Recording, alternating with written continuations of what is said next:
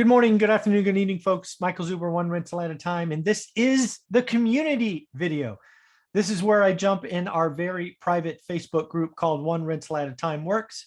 I share with you what roughly 1,200 investors are doing, new and experienced. My experts are in there, as you will see momentarily.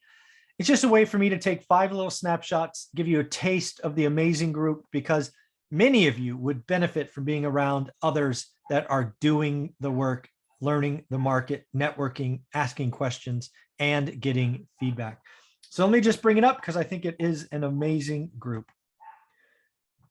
If you happen to buy the course, How to Get Started One Rental at a Time, this is what you will do on Facebook. You will look for the group. It is not a page, it is a group. The group is named One Rental at a Time Works. It has a picture of me in front of a big, giant golden egg.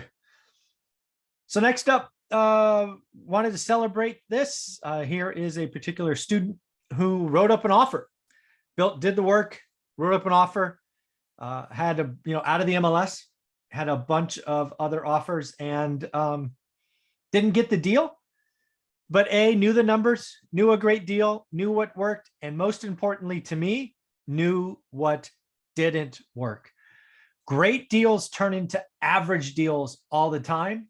And sometimes great deals turn into bad deals when you let the price get away from you. Sometimes you get so competitive, you've been hunting and hunting and hunting and hunting and hunting and hunting and hunting and nothing. Know your numbers, know what works, know what doesn't work. In this case, great job. It's what I hope for all of you. Write the offer when it's a great number after you learn average. And then if you have competition, know where you are. Let it go. And then there will be another one. Let other people do bad deals. But congratulations again. Turnover costs. This particular post, I'm going to break apart into 2 parts. We're going to actually do this one. And then the next page is basically feedback from 3 experts, which I think is interesting because all 3 experts have different opinions. The beauty of being one rental at a time and attracting other experts with other experience really lends to finding what makes sense for you. So in this case, we have a student who has unfortunately suffered their first turnover. If you are a landlord, you will have turnover. I don't know, this just needs to be planned for. In this case, there's a couple of things that I noted. Again, just raw post here. First off, notice the line that says commission. I'm going to guess that is first month's rent. That's what I'm going to guess. That is pretty high. That is definitely pretty high. $2,200. That's very high, at least in my opinion. Cleaning and repair, $2,000. Not so bad. Turnover, it sounds like it's a house. Not so bad. Utility landscaping, not so bad. 1.5 months vacant. Again, I don't know where this market is, but that is a lot of lost rent. I have had house turnovers, a full turn, maybe they're vacant 2 weeks, maybe 2.5 weeks. Don't know where this is, but I would be screaming mad if I had a house vacant for a month. I couldn't imagine having one vacant for 1.5 months. Next up, they're talking about the yield calculation, and they're saying that they should have done 18% for vacancy. I actually think that's a mistake. Again, I'm only looking at these numbers, but what I sense here is this is a yearly number, right? They've had a rental vacancy first year, 1.5 months. Houses, folks, for me, average 8 years. So let's assume it's 6 years. And let's do this math. I'm reaching in my pocket to get my phone because I do this real time. So let's assume, again, let's assume 1.5 months, right? So 1.5. Again, I think that's crazy. But let's assume you had 1.5 months and then you had an average of 6 years vacancy. So 1.5 divided by 72. That's a vacancy of 2%, right? Don't look at a year in a microcosm and go every other year should be like this. You should not have turnover once a year. If you have turnover once a year, there's a problem in your business model. because it is very hard to be profitable as a landlord in single family homes if you turn it over every year. My apartments, for heaven's sakes, average 2 years. So I don't, so what I sense from this post is they're frustrated and they're taking it out on the house. First off, a month and a half vacancy for a house is crazy, but you should never plan for a month and a half vacancy every year. That does not make sense. Then from here, it says they need to look at their buy box, single family homes, long-term rental class A area. They don't give the best yield, non-hum. Yeah. So again, learning your market, doing the work. I think that's great. I do want to caution you though, against that vacancy number. I think you're frustrated and you're looking at a year. But again, remember, if you get 6 years instead, 6-year average, your vacancy is 2%, not 18. So I would really caution you against making that assumption.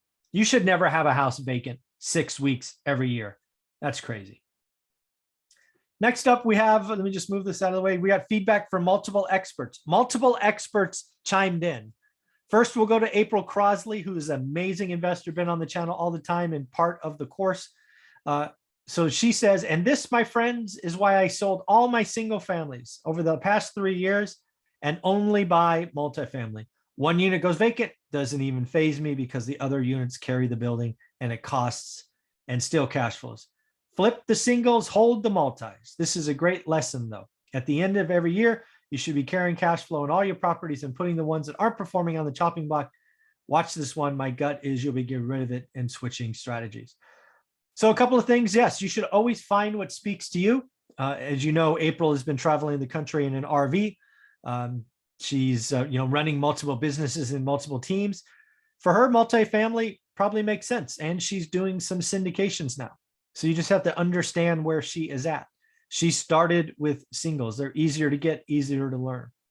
The other thing is, what I would say is, don't look at 1 year and make a decision on a property. Cash flowing in a house are great, and as you'll see in my opinion below, but you do need to watch it. I like the idea of comparing it and looking at properties, but make sure it's multiple years.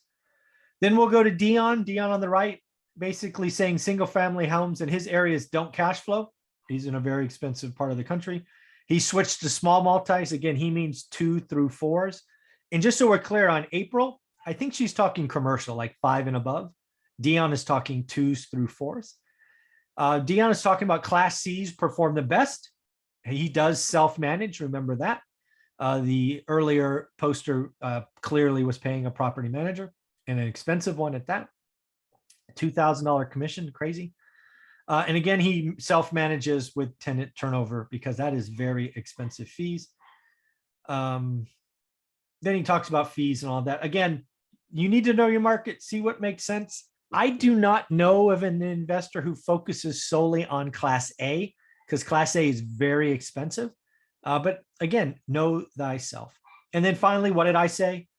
I said, keep in mind, I know nothing about your market, still don't, but turns in single family homes should average 6 to 8 years with many 10 plus. 18% seems crazy high yearly vacancy number. That does not feel right. Why would a house be vacant 18% of the year every year? Also, you're paying commission every year. What is that for? Is the plan to have the unit turnover every year? I love all my houses as they stay for a long time. Most of my headaches come from apartments. So again, find what makes sense to you. The beauty of having experts in real estate is there is no right answer. You have to find out what speaks to you. Next up, we got somebody sending me some horrible proposals for doubling taxes in California. This is a proposal. I think it's like CAC 11 or something like that. Let's just say California taxes enough. No reason to double it. Got this today. I have not watched this video yet, but it's David Green, who has been on my channel. He's a big member of Bigger Pockets, obviously. Somebody said in the comments that he's basically saying focus on equity and not cash flow. Let's just say if you're betting on appreciation, again, I have not watched this video. But if you're saying only appreciation, that is a mistake. Evergrande, $300 billion property development firm in China, is going broke because of cash flow. Evergrande was worth hundreds of millions, if not billions of dollars. That is their net worth. Now they are dying because of cash flow. Negative cash flow is eating them alive. They're selling the jets. They're selling the art.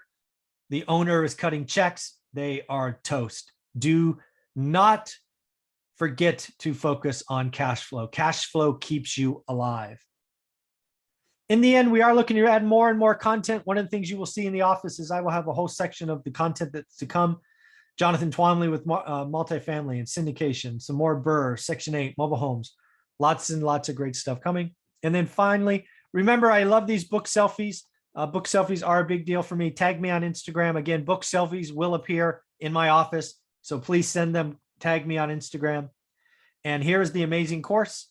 It is now 319, how to start one rental at a time. It is changing lives every week, every month, every year. So with that said, folks, I'm going to stop sharing. Have a wonderful day. I hope you enjoyed this video, and I'm going to be going through my goals video next. Thanks.